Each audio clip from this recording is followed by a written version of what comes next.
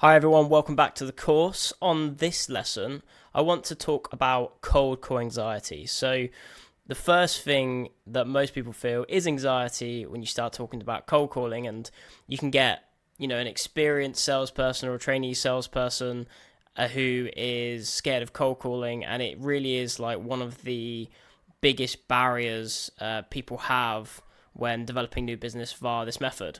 So I just want to talk through a few topics around cold calling, give you guys some tips around how to overcome cold calling, and hopefully it will help you in your BD journey. So just to kick things off, I just want to make this very clear, especially for those who are new in sales and new in recruitment.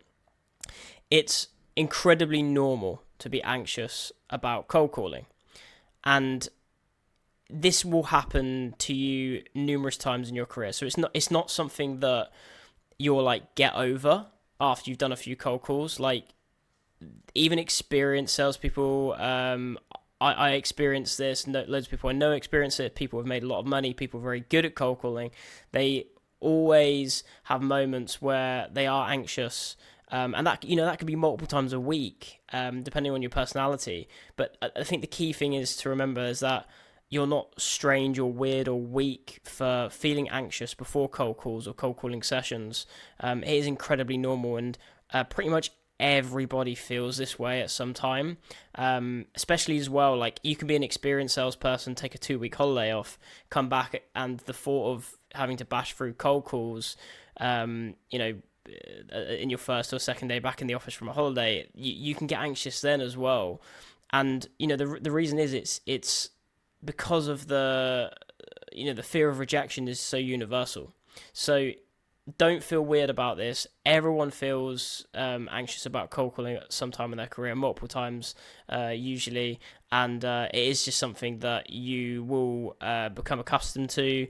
You'll figure out your own methods to overcome it. But honestly, like, to keep it simple, one of the best ways to get through cold call anxiety is just to do it over and over and over again. Like many things, reps help you get better at it. Reframing. So there's a really good book by Ant Middleton. You might have seen him before on like Channel 4 of the SAS show. He's got a couple other really good books as well about mindset and mentality. But in the Fear Bubble, he talks a lot about reframing feelings and reframing things like anxiety. So before you're about to make cold calls, you probably get a feeling you might describe as like dread or nervousness. And because you describe it that way, it basically confirms it to yourself that that's how you should feel. You're basically confirming that it's a negative feeling. But one thing that Ant Middleton does, which I've found very useful in my life, but also my sales career, is reframing that feeling to, rather than, I'm nervous, I'm anxious, I don't like this, I don't want to do this. You can reframe it to like, I'm excited and I'm getting ready. So Ant Middleton, whenever he's feeling this way, he says, rather than he feels it as like nerves and anxiety, he just reframes it as get ready. My body's getting ready to do something.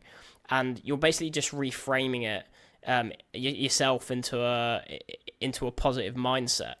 And it's so important, especially doing stuff like cold calling.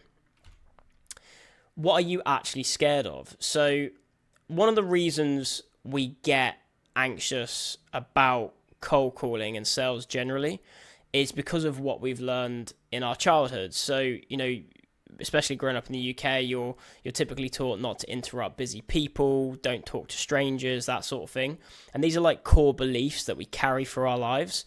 And this is why, one of the main reasons anyway, why you feel this resistance to doing stuff like cold calling. And it's really important that you're aware of that, because once you're aware of it, then you can start to deal with it, and you can start to understand the whole reason why you feel how you feel. And if you look at it like this, so say for example you grew up and you weren't taught any of this, you actually taught the opposite. Interrupting strangers is fine as long as you've got something important to say to them, or not talking to strangers. You're encouraged to talk to strangers.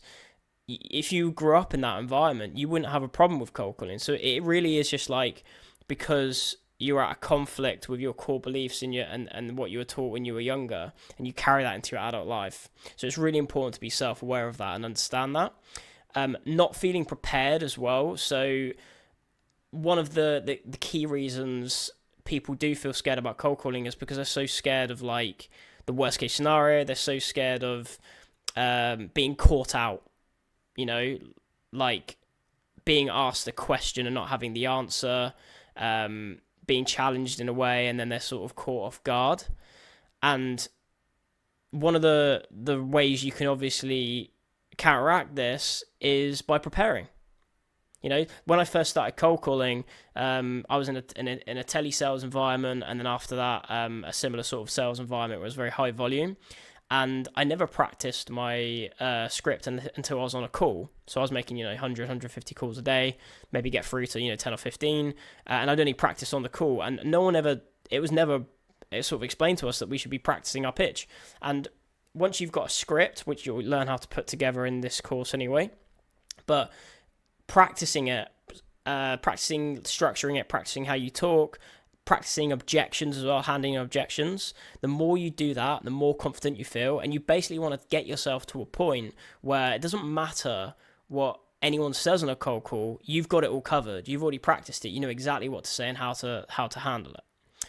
The worst case scenario as well. So this is again like one of the reasons people get so anxious about cold calling and just end up not doing it, because in their head they're always thinking about this horrible worst case scenario that might happen with cold calling. And I'll tell you, the reality is that it's very, very rarely going to happen how it happens in your head. You've got to remember as well that you are not a wizard, you're not an alchemist, you are a salesperson, you're a recruiter, you're a prospector. And you need to lower the expectations of what can actually happen on cold calling sessions. So I've seen this so many times, and I was certainly guilty of it. I went into cold calls, and every single time I thought I was meant to be trying to, get the outcome, which is a meeting or close a sale, whatever it is. But the reality is that a very low percentage of your calls are actually going to end up like that. So having this expectation on yourself is just going to make you sick of cold calls, because you're constantly getting rejection, and because your benchmark, your imaginary benchmark, which isn't realistic at all, is like a high amount of success.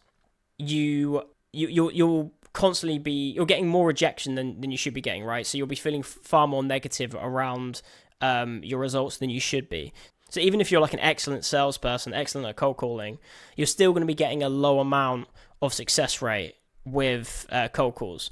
And this is why it's really important that you don't focus on the outcome, but you be realistic of your outcomes as well. So the results, the meetings you're booking, the sales you're making, whatever.